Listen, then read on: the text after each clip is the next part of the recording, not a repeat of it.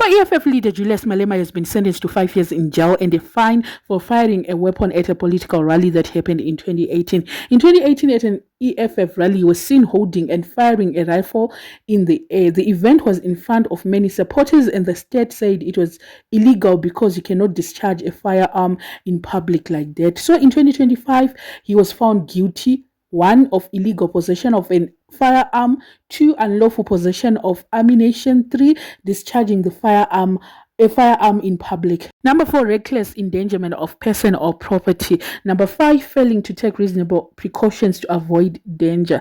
In his defense, he said the gun was not real. He claimed it was just a toy, but the court did not accept that. So his sentencing is as follows.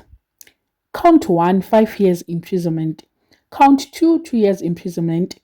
Count three, 20,000 fine or 6 months imprisonment. Count four, 20,000 fine, 20,000 rands fine or 6 months imprisonment. Count five, 20,000 fine or 6 months imprisonment. So the sentence will run concurrently with count one.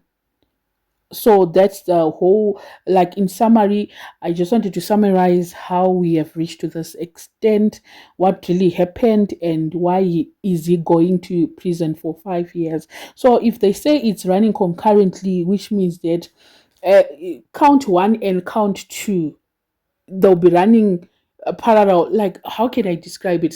They'll be running at the same time, so it's 5 years, and then the fines, it's a total of 60,000 or 6 months imprisonment, and then they'll be running concurrently. So he's got a fine and also imprisonment at the same time.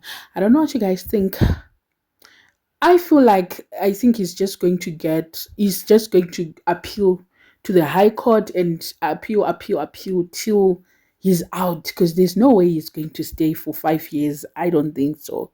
I don't see him staying in prison for 5 years. I don't know what you guys think, but I don't see it happening. It's going to take some, like, I don't know, but he's going to appeal till he get a fine again or something. I don't know.